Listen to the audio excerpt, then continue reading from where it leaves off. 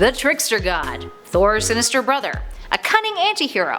Loki has been many things over the years. Quite literally too. He's taken many a form, often with deceptive intentions. So today we're returning to our alternate versions list and counting down the top 10 alternate versions of Loki. The alternates on this list are from other Earths, but also alternate identities the Earth 616 Loki has taken over the years. So with that in mind, let's jump in.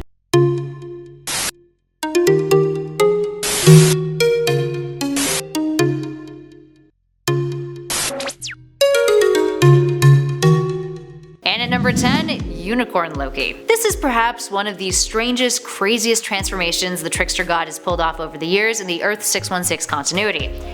A unicorn.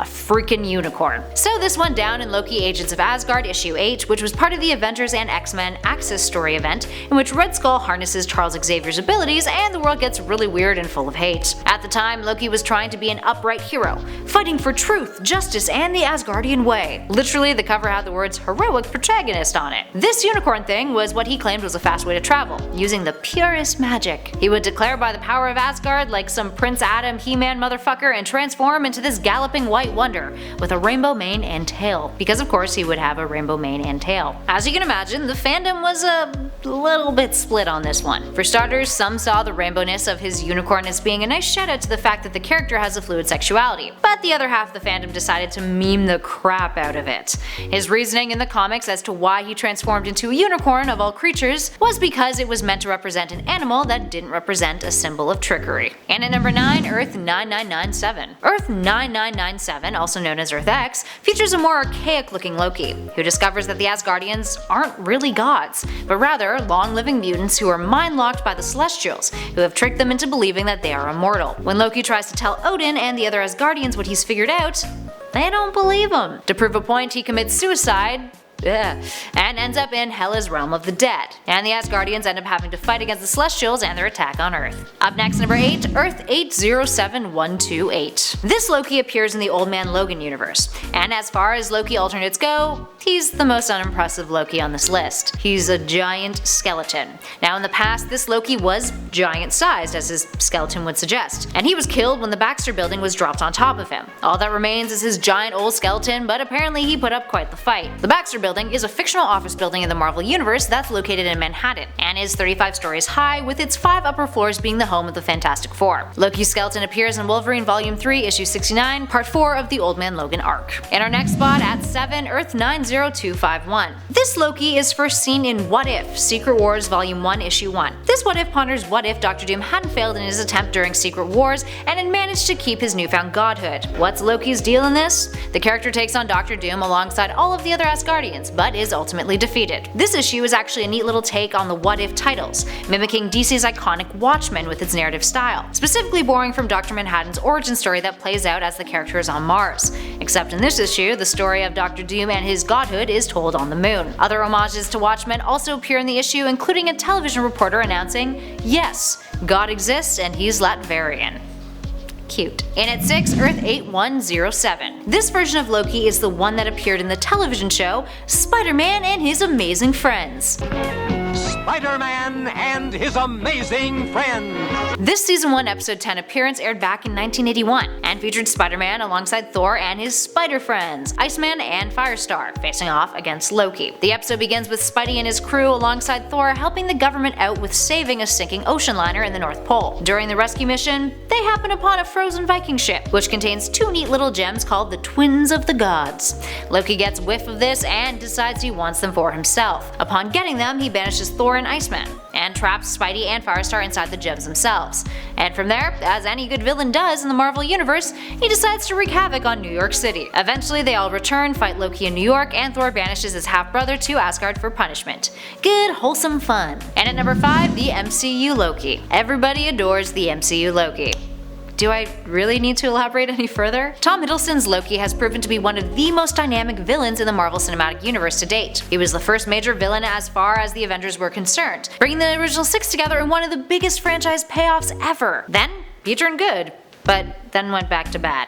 and then returned to good once more, being one of the most enjoyable parts of Thor's third solo title movie, Ragnarok. The MCU Loki is equal parts baddie as he is entertaining, witty, and one hell of a good time to watch. Moving on to number 4, Earth 6109. This Loki first appears in Marvel Ultimate Alliance, which is also, funny enough, his last appearance on this Earth too. He forms a group of supervillains alongside Ultron, Doctor Doom, Enchantress, and Baron Mordo, called the Masters of Evil.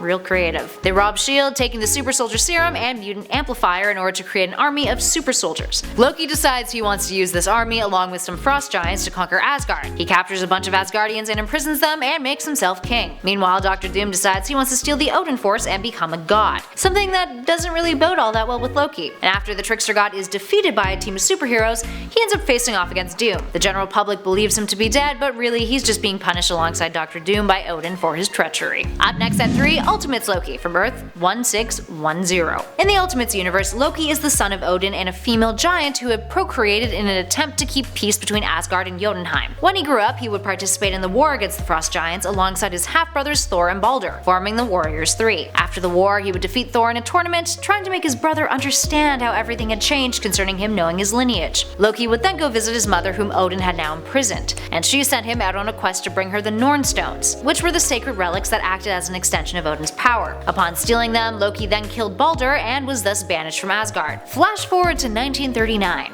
This Loki was on Earth and acted under the villain alias Baron Zemo, working with the Nazis as Zemo does in the regular Earth and like all the other ones too.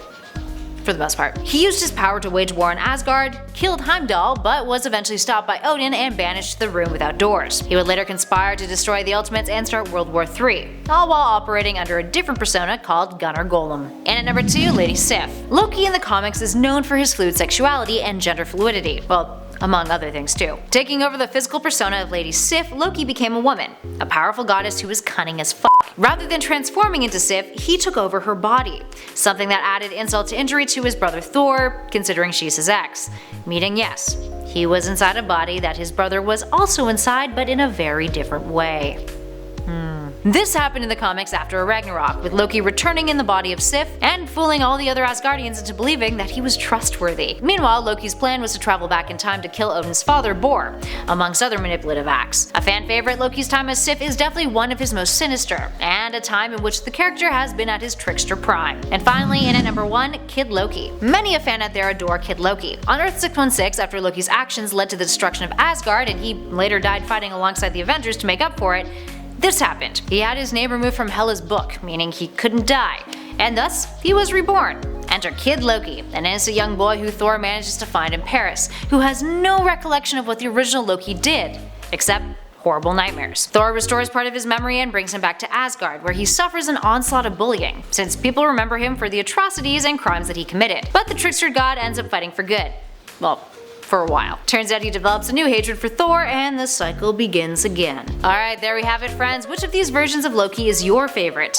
Give us a shout in those comments below and let us know. If you guys would like us to do part 2, give us a shout about that. If you dug this video, spread the love, hit that like button, and if you want to hang out with us some more and see more videos on your favorite Marvel characters including Loki, click that subscribe button. We also have a nifty little playlist currently flashing on your screen that you should also most definitely check out. But in the meantime though, thanks for hanging out with us. I'll catch you all in the next video.